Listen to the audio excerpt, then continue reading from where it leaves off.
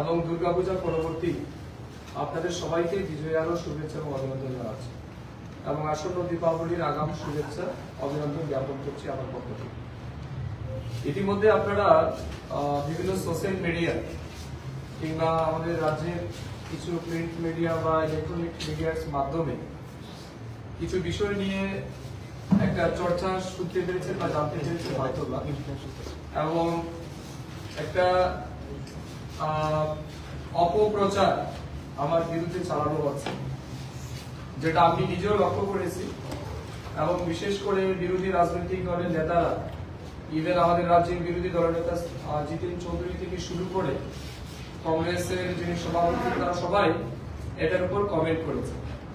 তো আমার মনে হয়েছে যে এটা আমার দায়িত্ব এই বিষয়ের উপর আমার স্ট্যান্ড পয়েন্ট রাখা, এক্স্যাক্টলি কি হয়েছে বা কি বিষয়, এই বিষয় নিয়ে আমার মনে হয়েছে যে রাজ্যবাসীর সামনে আমার বক্তব্য রাখা উচিত এবং আসল সত্যটা কি সেটা রাজ্যবাসীর জানা উচিত। আমি সাংবাদিক বন্ধুদের মাধ্যমে রাজ্যের সমস্ত শুভবুদ্ধি সম্পন্ন মানুষের কাছে আবেদন রাখবো, আজকের এই প্রেস বার্তায় যারা শুনছেন আসল বিষয়টা কি এই সম্পর্কে যাতে দয়া করে আপনারা একটু অ্যাটেনশন দেন, এটা আমার আবেদন। বিষয় হচ্ছে, গত 2 মাস যাবত একটা ফেসবুক চ্যানেল, ওয়েব চ্যানেল, সম্ভবত সমাচার নামে কিছু একটা চ্যানেল হবে, রাষ্ট্রীয় সমাচার, সেই চ্যানেলের সম্ভবত যিনি মেইন রয়েছেন একজন ভদ্রমহিলা নিবেদিতা চক্রবর্তী, তিনি আমাকে 2 মাস যাবত ফোন করছেন যে তিনি আমার একটা ইন্টারভিউ দিতে চান। তো বিভিন্ন ব্যস্ততার কারণে সময় হয়ে উঠেনি, আমি দিতে পারিনি। তিনি প্রতি সপ্তাহে 2-3 বার করে আমাকে ফোন করেছেন যে উনি ইন্টারভিউ নিতে চান, এবং সে অনুযায়ী গত শনিবার দিন বিকেল বেলা আমি ওনাকে সময় দিয়েছি সন্ধ্যার সময় ইন্টারভিউ নেওয়ার জন্য। সে অনুযায়ী তিনি এসছেন আমার ইন্টারভিউ নেওয়ার জন্য।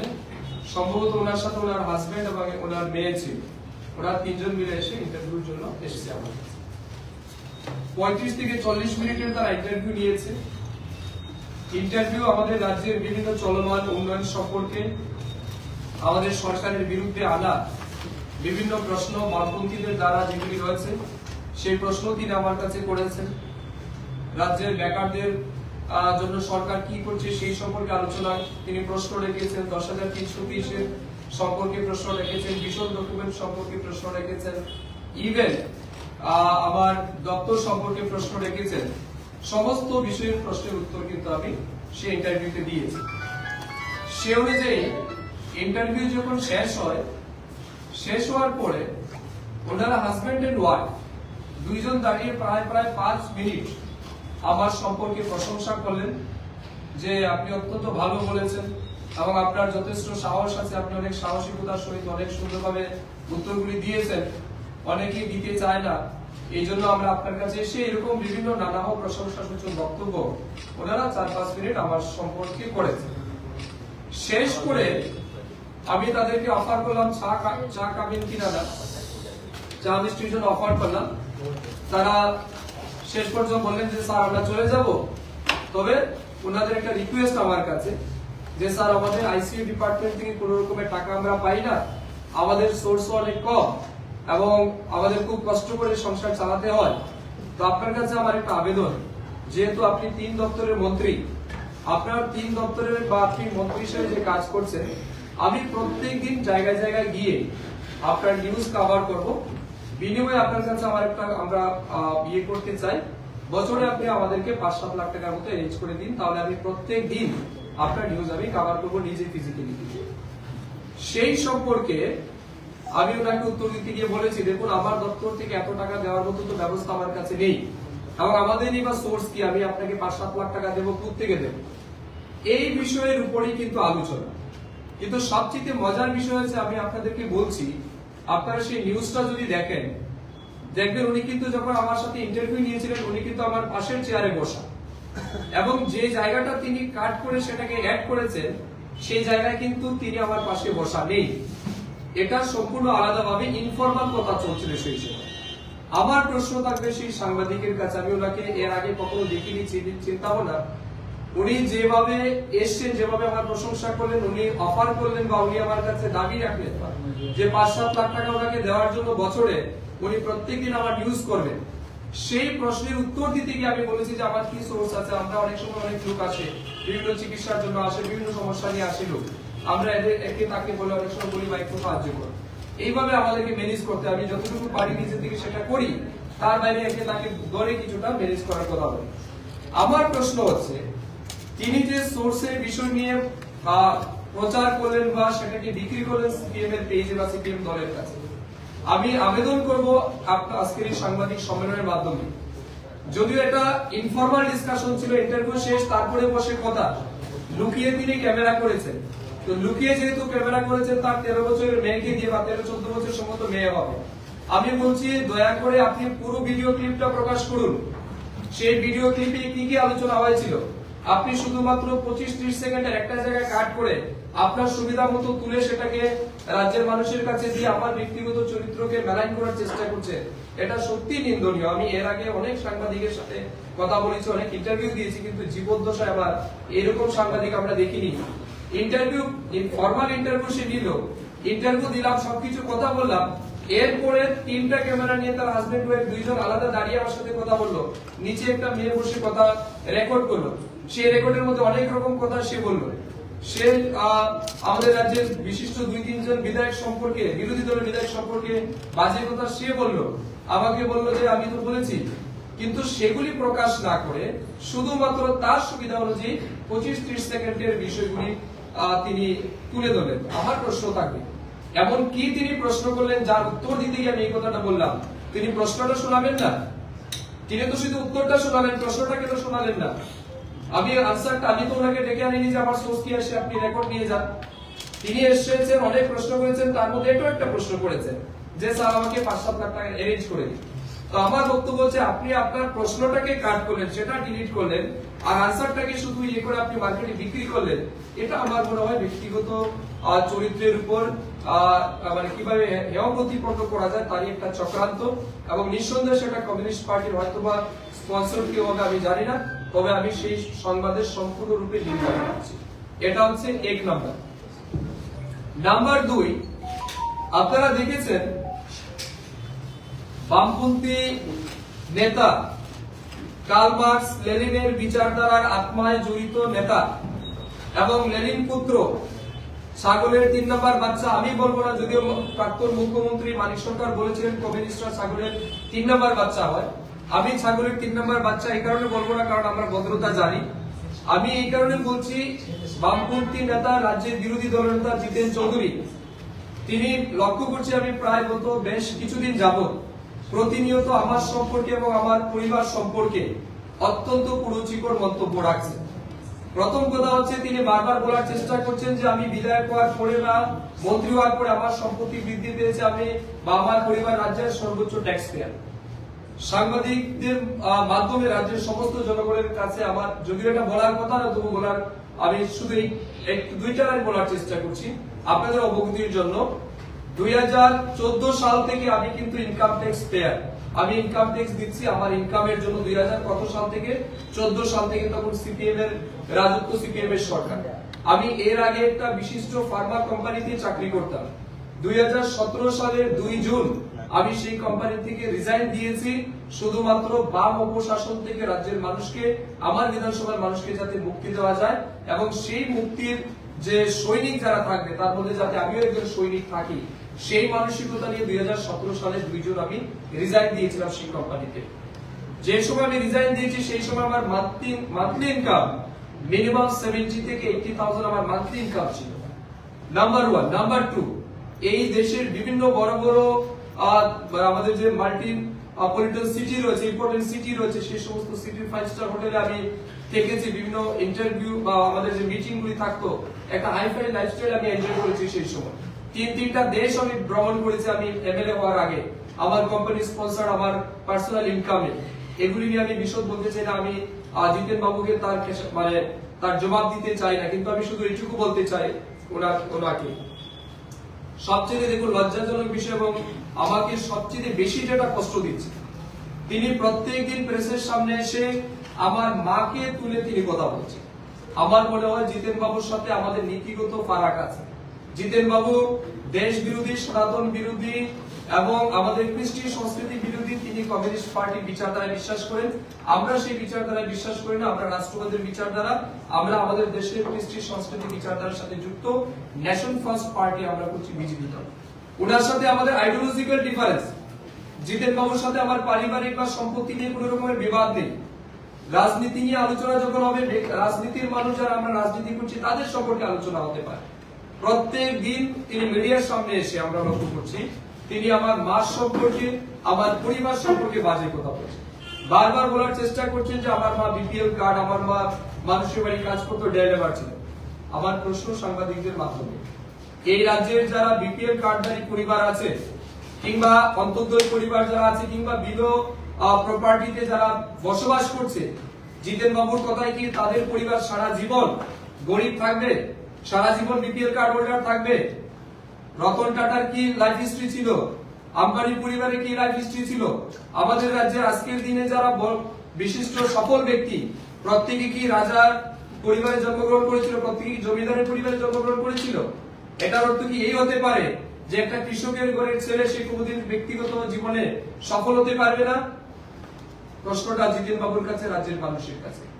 আপনি রাজনীতি করছেন আমার সম্পর্কে, আপনি প্রমাণ সহ তথ্য সহ আলোচনা রাখতে পারেন, কেস করতে পারেন, কিন্তু বারবার আপনি আমার মাকে ডেকে আমার মাকে সামনে এনে অপমান করছেন।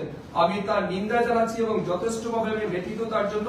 এবং আমি রাজ্যের মানুষের কাছে আমি আবেদন করব আপনারা তার সুষ্ঠু বিচার করবেন যে সেই জায়গাতে আমার মায়ের কি ভুল। আমার মা কষ্ট করে আমাকে পড়াশোনা করিয়েছে, বড় করিয়েছে। নিঃসন্দেহে আমার মার স্বপ্ন ছিল ছেলে একদিন বড় হবে, তার মায়ের নাম উজ্জ্বল করবে। এবং আমি দায়িত্ব নিয়ে বলতে পারি আজকে আমি আমার মায়ের যোগ্য সন্তান এবং এই রাজ্যের মানুষের কাজ যেমন করছে আমার পরিবারের সম্মান আমি বৃদ্ধি করেছি। এখন পর্যন্ত আঙ্গুল তুলে কেউ বলতে পারবে না প্রমাণ সহকারে যে ওই জায়গায় সুধাংশু দাস বিশেষ কিছু খারাপ কাজ করেছে। নাম্বার 2, এটা আমি নিন্দা জানাচ্ছি। নাম্বার 2, তিনি বারবার বলার চেষ্টা করছেন গত 4-5 মাস যাবত যে আমার বড় ভাই নাকি রাজ্যের সর্বোচ্চ ট্যাক্স পেয়ার। গতকালকে একটা সংবাদ মাধ্যমকে তিনি ইন্টারভিউ দিতে গিয়ে বলেছেন সুধাংশু দাসের ভাই রাজ্যের সর্বোচ্চ ট্যাক্স পেয়ার, এত কম সময়ে এত টাকার মালিক কি করে হলো তার তিনি হিসাব চাইছেন। আমি ওনার কাছে প্রশ্ন রাখতে চাই, এর আগে আরেকটা চ্যানেল সম্ভবত আমাকে বলেছিল যে জিতেন বাবু এরকম প্রশ্ন করেছে বা এরকম উক্তি করেছে, এই সম্পর্কে আপনার কি মন্তব্য?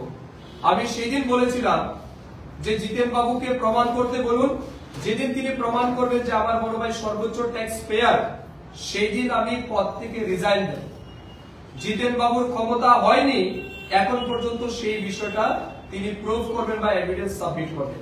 আজকে সাংবাদিকদের সামনে আমি ওপেন চ্যালেঞ্জ করে জিতেন চৌধুরীকে বলতে চাই, আপনি যেটা বলেছেন আমার বড় ভাই রাজ্যের সর্বোচ্চ ট্যাক্স পেয়ার, আপনাকে আমি আগামী 26 অক্টোবর পর্যন্ত সময় দিচ্ছি। 26 অক্টোবর সময়ের মধ্যে আপনাকে এটার প্রমাণ দিতে হবে। যদি প্রমাণ দিতে না পারেন, সেকেন্ড অপশন রাজ্যের মানুষের সামনে মিডিয়া ডেকে আপনাকে ক্ষমা চাইতে হবে আমার পরিবারকে হেয় প্রতিপন্ন করার জন্য এবং অবশ্যই আমার পরিবারকে রাজ্যের মানুষের সামনে ছোট করে দেখানোর জন্য। নতুবা থার্ড অপশন, আমি খবর নিয়েছি 26 তারিখ পর্যন্ত কোর্ট বন্ধ আছে, ফেস্টিভ সিজন চলছে, ফেস্টিভ হলিডে চলছে, এই কারণে সম্ভবত ছুটি আছে এবং রেস্ট্রিক্টেড হয়তো হলিডে রয়েছে। 26 অক্টোবরের পর 27 অক্টোবর আমি হাইকোর্টে কেস করব বা আমাদের অ্যাডভোকেটের সাথে নিশ্চয়ই আমি কথা বলবো। আমার পরিবারকে এবং আমার রাজনৈতিক জীবন নিয়ে তিনি যেভাবে চরিত্র খননের চেষ্টা করছেন তার বিরুদ্ধে আমি কোর্টে মানহানি কেস করব। ওনার কাছে অপশন 3টা, 1 প্রমাণ দিতে হবে, 2 ওনাকে মাপ চাইতে হবে রাজ্যের মানুষের সামনে, 3 আমি কিন্তু 26 তারিখের পর কোর্টে গিয়ে কেস করব। এটা গেল আমার বড় ভাইয়ের বিষয়। Now coming to the next point, Jiten babu কি বলার চেষ্টা করতে চাইছেন? আপনি দোয়া তুলসী পাতা। আমার কাজী নজরুল ইসলামের একটা কথা মনে পড়ছে এই মুহূর্তে। কাজী নজরুল ইসলাম বলেছিলেন, হেতায় সবে সমপাপী, আপন পাপের বাটকারা দিয়ে অন্যের পাপ মাপি। জিতেন বাবুর কথাতে ঠিক এমনটাই মনে পড়ছে। ভুলে গেছেন আজাদ কেলেঙ্কারির কথা? আপনার দলের নেতা আমি নই, আপনার দলের নেতা চণ্ডীচরণ ত্রিপুরা আপনার এলাকার নেতা, সিপিএম দলের ডিস্ট্রিক্ট কমিটি মেম্বার ছিলেন, ডিসিএম সম্ভবত। চণ্ডীচরণ ত্রিপুরা তিনি এলিগেশন এনেছেন সিপিএম দলের তৎকালীন নেতা জিতেন চৌধুরীর বিরুদ্ধে কি 26 কোটি টাকার ঘোটালা তিনি মন্ত্রী থাকাকালীন সময় বা সিপিএম এর নেতা হিসেবে তিনি কেলেঙ্কারি করেছেন। সেই নিউজ কোথায় চেপেছে? সেই নিউজ চেপেছে দি টেলিগ্রাফ অনলাইন। সেটা রাজ্যের মিডিয়াতে আমি ছেড়ে দিলাম ন্যাশনাল মিডিয়া। কেমন? ন্যাশনাল মিডিয়াতে সেটা নিউজ চেপেছে। আরেকটা কি নিউজ ছিল? এটা চণ্ডীচরণ ত্রিপুরা আপনার দলের নেতা। Another news published on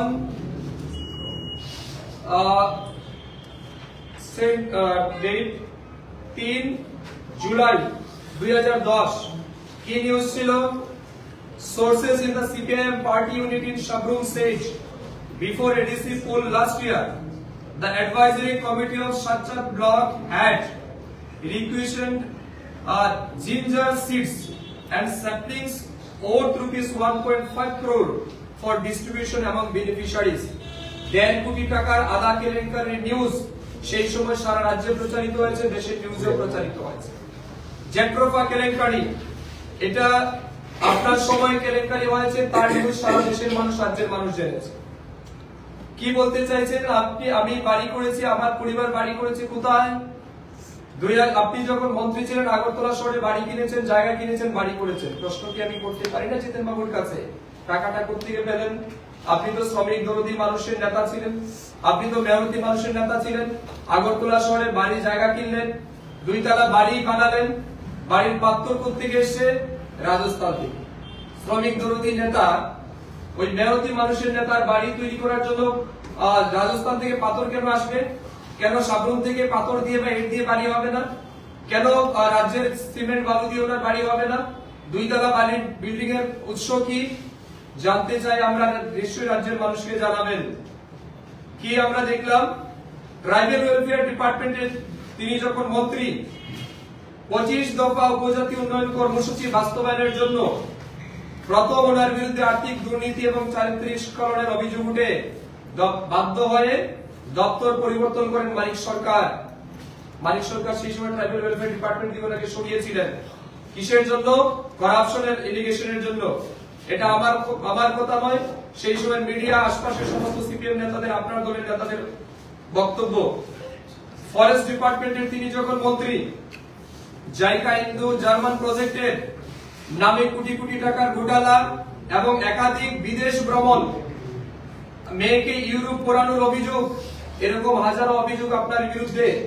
উত্তর কি রাজ্যের মানুষ জানতে চায় না? আমি জানতে চাই, রাজ্যের মানুষ জানতে চাই কি সোর্স ছিল তখন আপনার।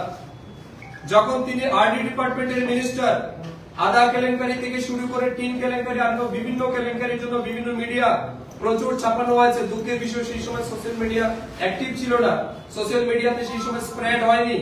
তখন রাজ্যের মানুষ জানতে পারতো না, মানুষের কাছে সেই রকম ইলেকট্রনিক্স মিডিয়া ছিল না, সোশ্যাল মিডিয়া ছিল না। আপনারা মিথ্যা বলে মানুষকে পার পেয়েছেন, তার জবাব কি দেবেন না আপনি?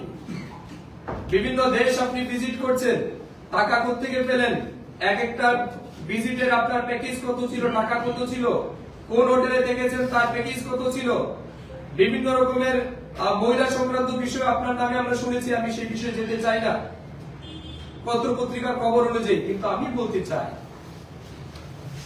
জিতেন বাবুর প্রতি আমার সত্যি দুঃখ হচ্ছে। উনি ক্ষমতা হারিয়ে, ওনার দল ক্ষমতা হারিয়ে ক্ষমতায় বসার জন্য এতটা ভীতিগ্রস্ত হয়ে পড়েছেন, মানে যা তা বলার চেষ্টা করছেন। আমার ওনার কথায় বাস হিন্দির একটা শায়রি মনে পড়ছে।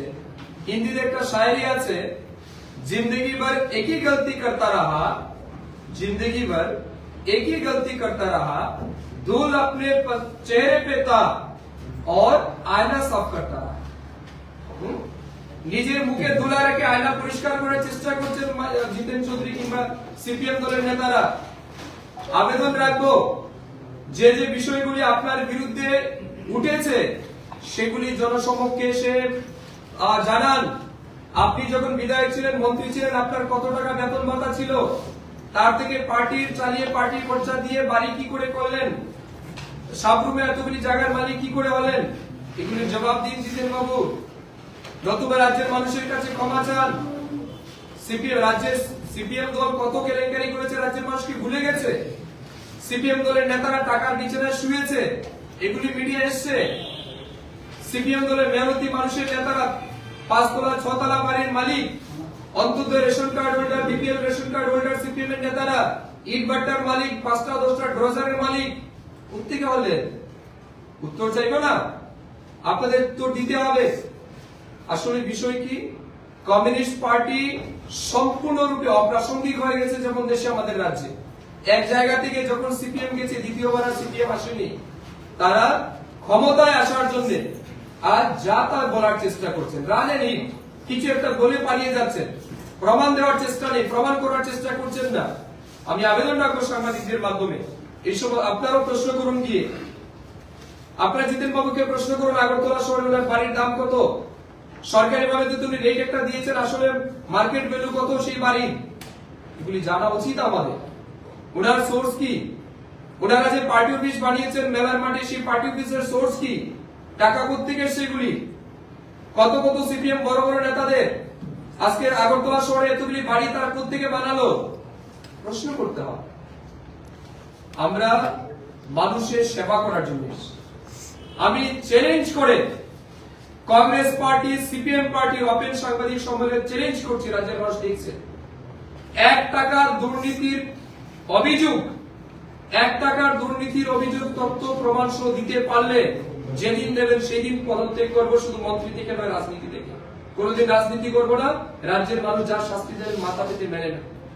কিন্তু এটা একটা নেতিবাচক, নেগেটিভ চায়না মেন্টালিটি, পাকিস্তানের মেন্টালিটি নিয়ে রাজনীতি করতে চাইছে, মানুষ এগুলিকে পছন্দ করে না। কেন রাজ্যের যুবকরা কমিউনিস্ট পার্টির সাথে নেই? কারণ এই কমিউনিস্ট পার্টিরা মিথ্যাবাদী। এই কমিউনিস্ট পার্টির চরিত্র দেশের মানুষ জানে। এরা আগরতলা শহরে ফিলিস্তিনের জন্য মিছিল করতে পারে, পাশের দেশ বাংলাদেশে 10 কিলোমিটার 20 কিলোমিটার দূরে হিন্দুরা মারা যায় আতঙ্কবাদী জিহাদিদের কারণে, সেখানে জিহাদি মৌলবাদীরা প্রত্যেকদিন হিন্দু মেয়েদের তুলে দর্শন করছে, সেই বিষয়ে একটা আন্দোলন নাই। আগরতলা শহরে ত্রিপুরা রাজ্যের ছোটখাটো ঘটনা নিয়ে আন্দোলন করছে, নিশ্চয়ই করবেন, এটা আপনার দায়িত্ব। পাশের রাজ্য পশ্চিমবঙ্গে একটা মেডিকেল সেকেন্ড সেমিস্টারের মেয়ে গ্যাং রেপ হয়ে গেল, একটা সিঙ্গেল শব্দ কেন ব্যবহার করলো না কমিউনিস্ট পার্টি? একটা প্রেস রিলিজ কেন বেরোলো না? জিতেন চৌধুরী কেন প্রেস ব্রিফিং করলেন না? কেন ওই পশ্চিমবঙ্গের মেয়েটাকে আপনার দেশের মেয়ে নয়? জিতেন চৌধুরী তিনি একজন জনজাতি লোক, তিনি সুপ্রিম কোর্টে কি হয়েছে সেটা নিয়ে হাই সনাতনী বলে সনাতন ধর্মকে অপমান করে তিনি ফেসবুক পোস্ট করেছেন। কিন্তু আরেকজন জনজাতি ট্রাইবেল এমপি, নির্বাচিত এমপি খগন মুর্মু, তাকে তৃণমূলের গুন্ডা বাহিনীরা নির্মম ভাবে মানুষের হসপিটালে আজকে মৃত্যুর সাথে পাঞ্জা লড়ছে, একটা সিঙ্গেল শব্দ নেই। সিলেক্টিভ রাজনীতি করতে চাইছেন, কাজ হবে না। রাজ্যের মানুষ ভালো করে জানে যে বামপন্থীরা সবচেয়ে খারাপ, এরা হচ্ছে ক্যান্সার রোগের মতো। এই বামপন্থী বিচারধারাকে চিরতরে নির্মূল করতে হবে। আমি রাজ্যের সমস্ত জনগণের কাছে, সমস্ত শুভবুদ্ধি সম্পন্ন মানুষের কাছে আবেদন রাখবো, এই মিথ্যাবাদী, এই দুর্নীতিবাজ, খুনি, স্বৈরাচারী এই সিপিএম এর বিরুদ্ধে আপনাদের একত্রিত হতে হবে এবং বিশেষ করে হিন্দু সমাজের মানুষকে একত্রিত হতে হবে। কেন জানেন সিপিএমরা বারবার আমার পেছনে লাগছে? তার মূল কারণ, আমি হিন্দু কৃষ্টি সংস্কৃতির পক্ষে কথা বলছি, আমি হিন্দুদের ইউনাইটের কথা বলছি, আমি সনাতন ধর্মের প্রচার প্রসারের কথা বলছি, আমি সনাতন ধর্মের অপমান হলে তার বিরুদ্ধে কথা বলছি। এখানে কমিউনিস্ট পার্টির জ্বালা। আমি একটা গ্রামের ছেলে, সাধারণ পরিবার থেকে উঠে এসে আজ মন্ত্রী হয়েছি, রাজ্যের মানুষের হয়ে কাজ করার সুযোগ পাচ্ছি, সহ্য হচ্ছে না। যেমন আমাদের নরেন্দ্র মোদীকে, প্রধানমন্ত্রীকে তাদের সহ্য হয় না, ওই চায়ওয়ালা বলে তার থেকে অপমান করে বারে বারে। কিছুদিন আগে দেখেছেন কংগ্রেস নেতারা প্রধানমন্ত্রী মাকে পর্যন্ত চারিটি গালি দিয়েছে। আসলে এরা সত্যি, তারা ভাষায় যেগুলি প্রকাশ করা যায় না, এগুলি হচ্ছে মানে এত নিম্ন মানসিকতার মানুষেরা, এত সাবস্ট্যান্ডার্ড পলিটিক্স এরা করে, যেটা আমাদের ভাবতেও লজ্জা লাগে। আমি পুনর্বার এই সাংবাদিক সম্মেলনে যারা উপস্থিত হয়েছেন আপনাদেরকে ধন্যবাদ জানাচ্ছি। আমার মনে হয় আমার বিষয়টা আপনাদের সামনে রাখতে পেরেছি। আমি আগামী 26 তারিখের পর দুটো কেস করতে যাব, একটা হচ্ছে চ্যানেলের বিরুদ্ধে এবং আরেকটা হচ্ছে জিতেন চৌধুরীর বিরুদ্ধে, যদি তিনি ক্ষমা না চান। পরবর্তী সময় আপনাদের যদি কোনো প্রশ্ন থাকে আপনারা করতে পারেন। আপনাদের সবাইকে ধন্যবাদ জানাচ্ছি। আসন্ন দীপাবলির সবাইকে অনেক অনেক শুভেচ্ছা এবং অভিনন্দন জানাচ্ছি। ধন্যবাদ।